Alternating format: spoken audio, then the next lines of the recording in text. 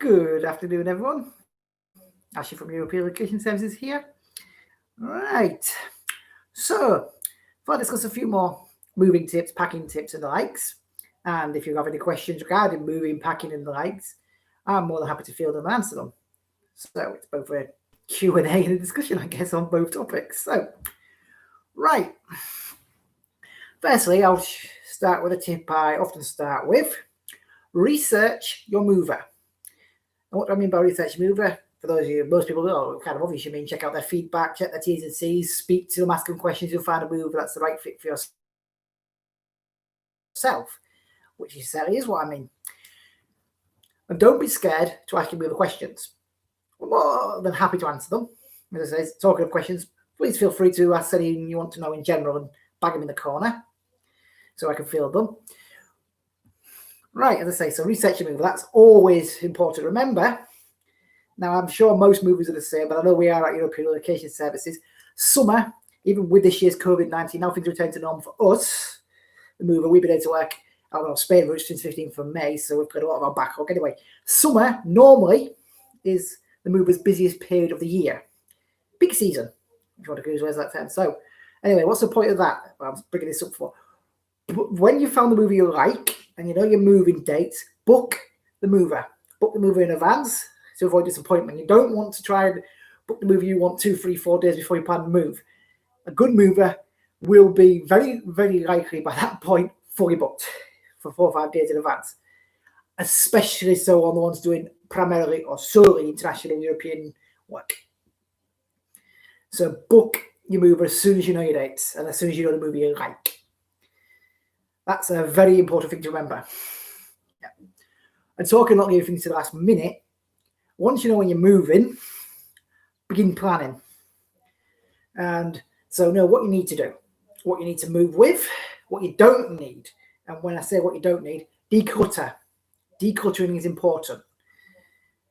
We do actually have a link on the main website within the tips page to discuss how to declutter. But yeah, so find out what you need. So I need There's your inventory. Done. We also have a link page on the link page to discuss how tip page, a link on the tip page discussing how to write an inventory if you want to look. In fact, hold on a minute. I should be able to type the page link in the comment bar. One moment. I'll just type in the main website address for you. If I don't have any lag on the typing, that is. As I say, we have tips for all sorts, so check it out if you need tips. Most of our packing tips, moving tips, working them out where you're moving to. So even if you're, we're not moving to Spain, we're not moving to France, we're not moving to X, don't worry, the tips are still valid for any form of move. Right, so declutter. There's no point paying to take stuff you don't need with you to your new home.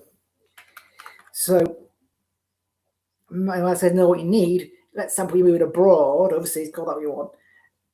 Will you need things like power adapter cables? And yes, UK Electrics do, as a rule, work in mainland Europe. Several of our devices are still British, English, call me you want, on Spanish adapted plugs, as in main English plug into the adapter on the wall. The same you take on holiday with you. Easy to get most shops. Talking of things you'll need, just about if you're driving across, not flying, driving across, make sure you have a travel kit with you. That needs to have a high-vis jacket per occupant of the vehicle. Even if the occupants are kids, they need a high-vis jacket suitable for their size. Make sure you've got that. A French-approved, if you're driving through France, this is a French-approved breathalyzer. Most, if not all, of Europe, I think the next one is a bulb kit for your vehicle. So just have it anyway. It should be a decent travel kit. A breakdown warning triangle. Again, that's in a European motoring kit and a few other things, including a GB sticker. It doesn't have you've got on your cards and plate to have one anyway. Yeah. All right. So know the things you need to take and what you don't need to take and declutter. So you've decluttered. Great. You know what you need to take and you know what you don't need to take. And you've done your inventory and Uber's giving you a price based on your inventory. And now you're packing. Now, packing can take a while, depending on how much you've got. Don't rush your packing. Don't leave your packing to the last moment. If you're moving in 12 weeks and you've got items that you need at your new home, but you don't need now, so you can pack away and have ready done, get them done in advance. That will save you time. That will also mean you're working down your to-do list. You're planning, going, oh, I've got X, Y, Z done already. Brilliant. That's 3 steps in this case closer to completion. And working that way will generally find a lot of people working that way find it less stressful. So packing what you need, but don't now need while at your current home in advance is helpful. Well, let's discuss packing tips in general, right? So, is it a bad idea to underfill a box? Yes. Underfill a box is as bad as overfilling a box. If you underfill a box, you've got several problems. Firstly, as boxes will be stacked, an underfilled box can sack as the box above weight's pushing down on it, risking items being damaged. So if every box in your com is underfilled, you're also obviously packing more boxes than you need, taking up more space than you need. But you also got every box trying to risk damaging each other. Also, an underfilled box is another problem with an underfilled box, is that in that box, even if they're well protected, items in an underfilled box that's got gaps can move.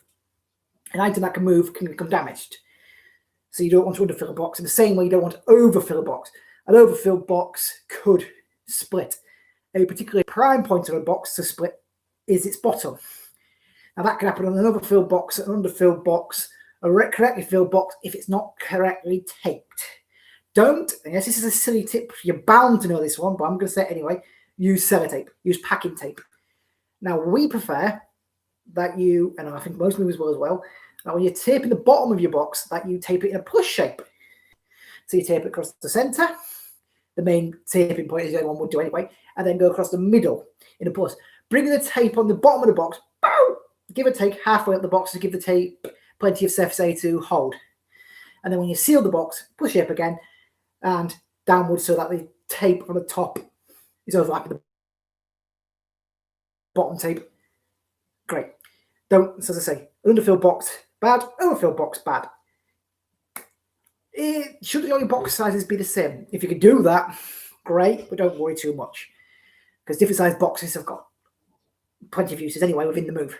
Books, for example, if you're packing a box entirely of books, please, and I'm sure every mover will share this, please, do not pack a big box of books. Books are heavy when they're packed in mass, so pack only smaller boxes of books, CDs, DVDs, other things like that, because they get heavy fast, and the box would likely split with them. So smaller boxes. Talking of heavy boxes or fragile boxes, please mark that. So on your box, taking a big marker pen, not one of these, so not a biro, a marker pen, so they're easy to see. Right, for example, fragile or heavy. Then, talking about label, while you're still doing that, so just pack this box, you shaped it up, you marked it as heavy fragile. If it's not, then you haven't marked it as them. You've taped it up. Right, box, whatever your number for the box is for yourself. So it says box 12, right, where the box is going. So box 12 is living room and a basic description of contents. Now, I don't mean box 12, 6 ornaments, 7 books, 4 X of something. I would just mean box, this one was 12, box 12, living room, let's say it's full of ornaments. You don't need to go to too much detail beyond enough. This will help everyone because in the moving, we do it, and I'm sure a lot of us do, we, where possible, will place the boxes and items in the relevant rooms. So if we're picking a box off the van and it says, oh, I'm the living room on this box, and you know it's the living room, you don't constantly ask the customer, where do you want this box?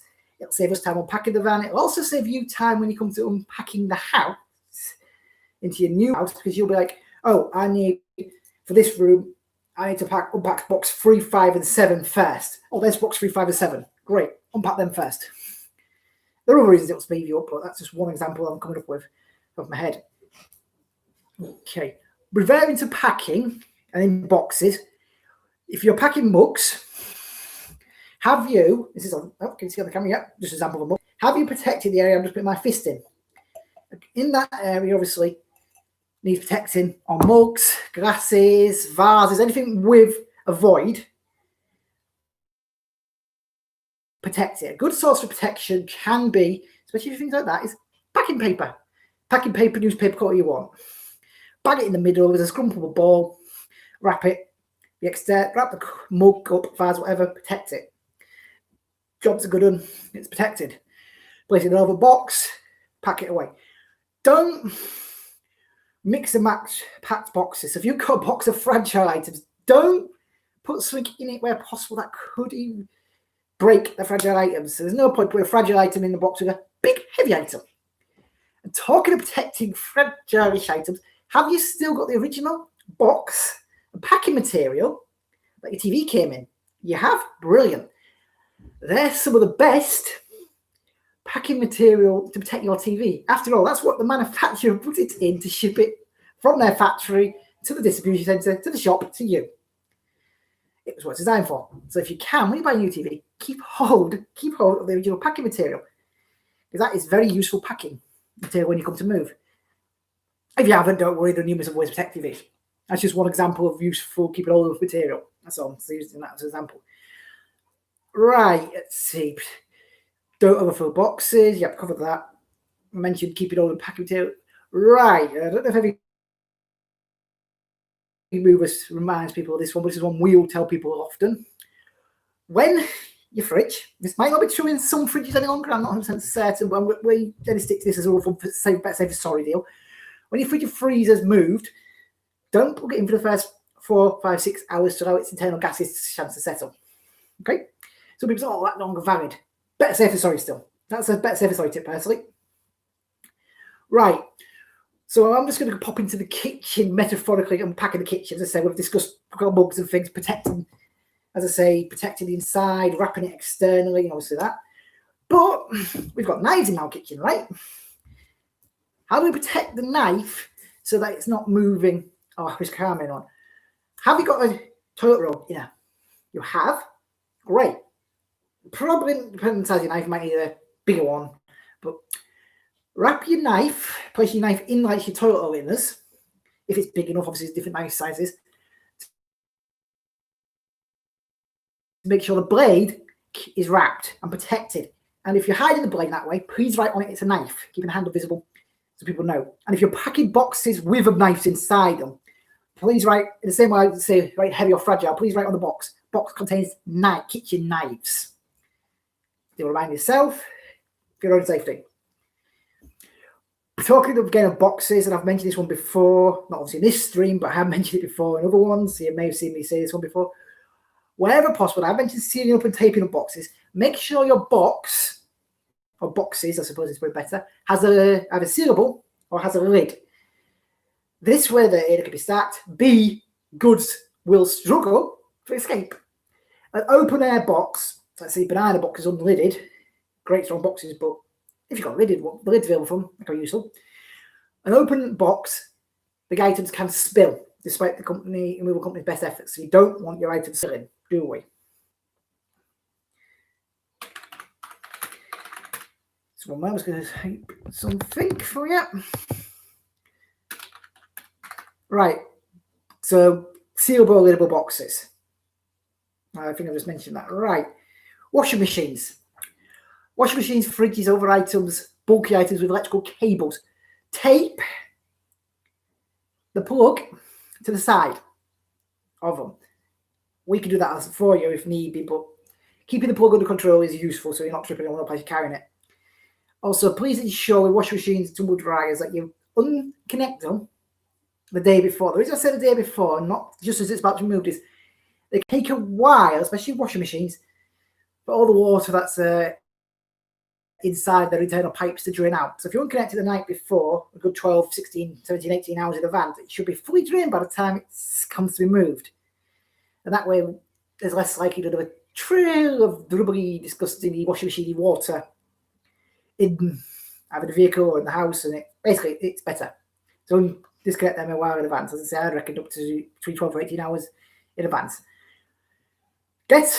Right, what time should your mover company due is a good question to remind yourself of and keep that in your plans. So if your mover is due at 9 a.m, make sure you're up in advance. You want, if you're a morning shower, like you want time to go through your morning routine, have your breakfast, get your pots out the way and done. So set your alarm clock in advance. Make sure everyone knows what time the mover is coming. and I will include your kids in this one if you've got children, even if they're 4, 5, 6. Make sure they know why they've got to be up at 8 o'clock in the morning. Children, guys, excuse me one moment.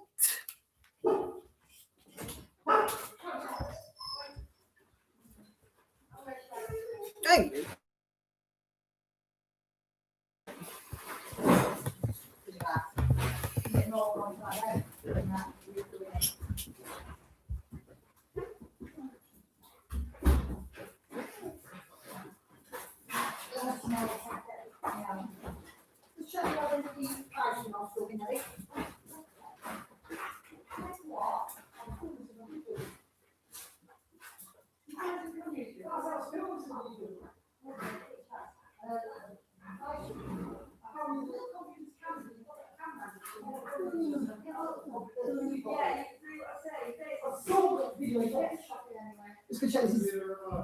I don't know where you left it. I haven't even touched the TV. Oh, sorry about that. That was meant to have ended. Come on. Yes, end the live stream.